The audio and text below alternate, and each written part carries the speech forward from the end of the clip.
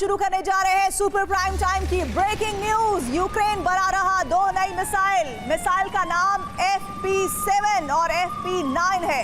FP7 missile की range है 200 kilometre, FP9 missile की रेंज है 855 किलोमीटर। एयर डिफेंस भी बना रहा है यूक्रेन। इस वक्त की सबसे बड़ी खबर, और साथ ही यूरोप में समीकरण तेजी से बदल रहे हैं।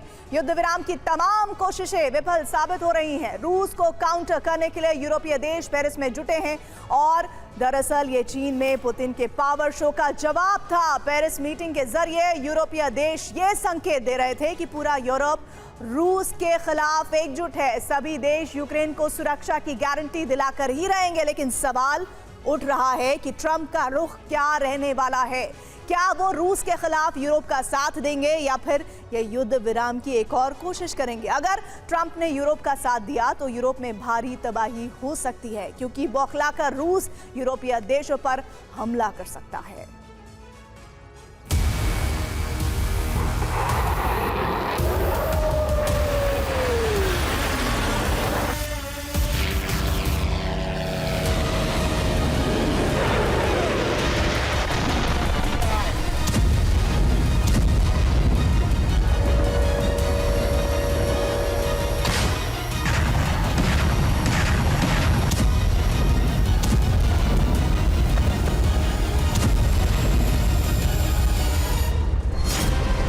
पुतिन का आक्रोश है जो लगातार बढ़ रहा है।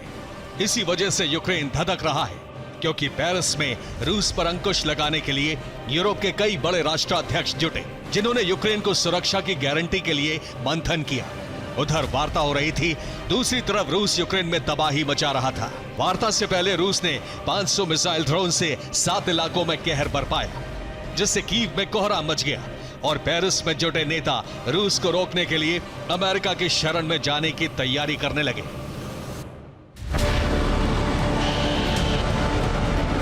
इन हमलों ने युद्ध विराम की संभावना पर पूरी तरह विराम लगा दिया है।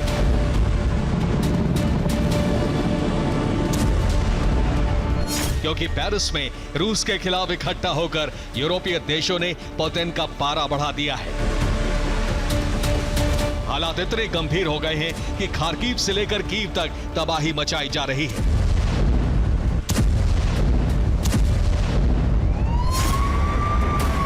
इतना बारूद झोंका जा रहा है, अब या तो ज़ेलेंस्की सरेंडर करेंगे या फिर देश छोड़कर भागेंगे।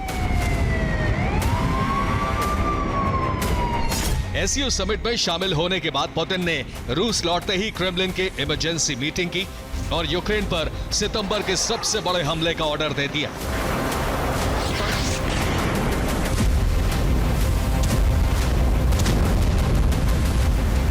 जिसके बाद यूक्रेन में बारूद का ज्वालामुखी फट गया। Odessa, Mykolaiv, Poltava, Kharkiv, Dnipropetrovsk, Donetsk, Luhansk में यूक्रेनी पोस्ट को तबाह कर डाला। इस दौरान रिहायशी इलाकों पर भी हमले किए गए।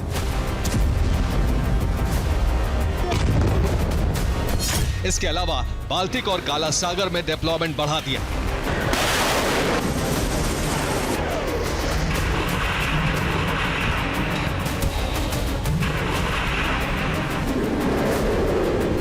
दरअसल पुतिन ने हमलों से यूरोपीय देशों को संकेत दे दिया है कि पेरिस में रूस के खिलाफ ब्लूप्रिंट बनाना भारी पड़ सकता है, क्योंकि आक्रोशित पुतिन अब न सिर्फ यूक्रेन का संहार करेंगे, बल्कि मीटिंग में जुटे यूरोपीय देशों पर भी हमला कर सकते हैं। दरअसल पेरिस वार्ता से ठीक पहले यूक्रेन में रूस ने हमले किए, और टारगेट था पोर्ट सिटी ओडेसा, जहां 3 चरणों में हमले किए गए। पहले चरण में ड्रोन अटैक किया गया, क्रीमिया से ड्रोन दागे गए थे, और इस बार हमले के लिए रूस ने लांसेट ड्रोन का इस्तेमाल किया, जिसने भारी तबाही मचाई। ओडेसा का कमांड सेंटर, रडार सेंटर, हथियार गोदाम खाक कर दिया। दूसरे चरण में मिसाइल अटैक किए गए। काला सागर में वॉरशिप से मिसाइलें दागी गईं, ओडेसा पोर्ट के ठीक पास से हमले किए गए। हमले के लिए जिरकॉन मिसाइलों का इस्तेमाल किया गया, जिन्होंने भारी तबाही मचाई। पूरा ऑपरेशन 5 से 7 वॉरशिप का इसमें इस्तेमाल किया गया। तीसरे चरण में ओडेसा में रूस ने ग्राउंड ऑपरेशन शुरू किया। इसके लिए वॉरशिप और बोट से सैनिकों को ओडेसा पोर्ट पर उतारा गया, जहां उन्होंने कमांड सेंटर पर कब्जा कर लिया और हथियार गोदाम जला डाला। इस दौरान ओडेसा पर भारी तबाही मचाई गई।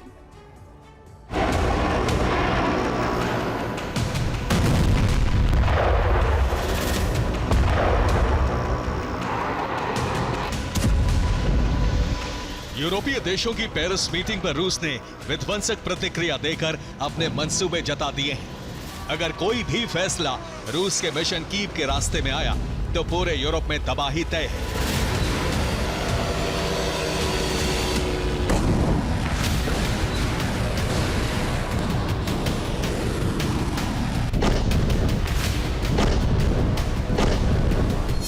दरअसल यूरोपीय देशों की पेरिस में मीटिंग एससीओ में पुतिन के पावर शो का जवाब है, क्योंकि पुतिन जिनपिंग का गठबंधन सीधे तौर पर पश्चिमी देशों को चुनौती है।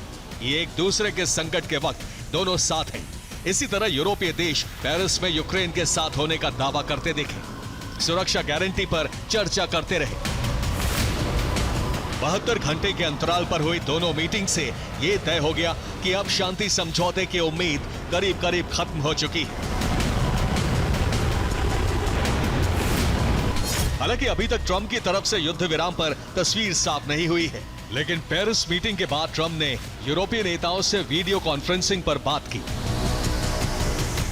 इससे संकेत मिल रहा है कि ट्रंप यूरोप में नए सिरे से प्लानिंग कर रहे हैं। कहीं ऐसा ना हो ट्रंप और यूरोपीय देशों का नया ब्लूप्रिंट यूक्रेन के अस्तित्व के लिए विनाशक साबित हो, क्योंकि अब यूक्रेन के पास हथियार भी नहीं बचे हैं और ना ही फंड।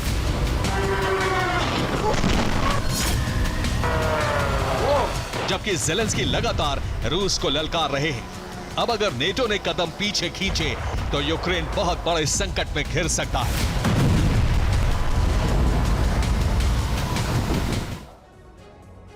पेरिस में 30 यूरोपीय देशों के नेता जुटे, जिसमें वो सभी देश थे जो यूक्रेन को हथियार सप्लाई कर रहे हैं। मीटिंग का 5 सूत्रीय एजेंडा था, जिसमें 5 मुद्दों पर मंथन किया गया। पहला मुद्दा यूक्रेन को सुरक्षा गारंटी देने का था। दूसरा मुद्दा यूक्रेन को हथियार सप्लाई था, जिसमें वो लंबे समय तक रूस से युद्ध लड़ सके। तीसरा मुद्दा यूक्रेन में शांति सेना भेजना था और इसको लेकर फैसला लिया जाना बाकी है। इस पर कई यूरोपीय देश सहमत नहीं है। जबकि चौथा मुद्दा रूस पर नए प्रतिबंध लगाने को लेकर था। करीब करीब सभी देश इस पर सहमत हैं। इसके अलावा 5वां मुद्दा था कि अब यूरोप में अमेरिका की भूमिका क्या रहेगी। इसे लेकर यूरोपीय देशों ने वार्ता की और उसके बाद ट्रंप से भी बात हुई।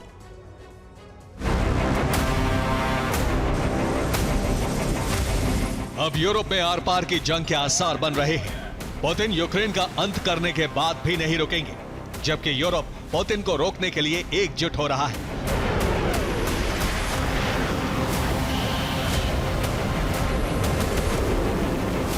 यूरोप में न्यूक्लियर अम्ब्रेला बनाने की तैयारी है। अभी यूरोप में परमाणु base Belgium, Germany, Poland, Netherlands, Italy, Turkey, Britain और फ्रांस में है। ब्रिटेन, फ्रांस के अलावा सभी जगह अमेरिका ने परमाणु हथियार रखे हैं।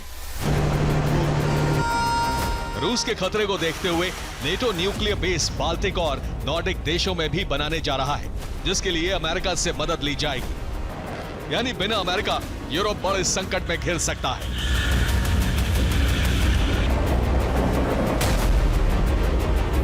अगर अमेरिका को हटा दिया जाए तो रूस के पास पूरे यूरोप से करीब 10 गुना ज्यादा परमाणु हथियार हैं, जिनका इस्तेमाल वो उन सभी यूरोपीय देशों पर कर सकता है जो यूक्रेन को हथियार पहुंचा रहे हैं। वैसे भी पुतिन यूरोप में टैक्टिकल परमाणु हथियारों के इस्तेमाल की धमकी दे चुके हैं। पेरिस में बने ब्लूप्रिंट के बाद पुतिन के पलटवार की बारी है, जिसका ट्रेलर वो यूक्रेन पर 500 मिसाइल हमले करके दिखा चुके हैं। Bureau report, TV9, Bharatvarsh.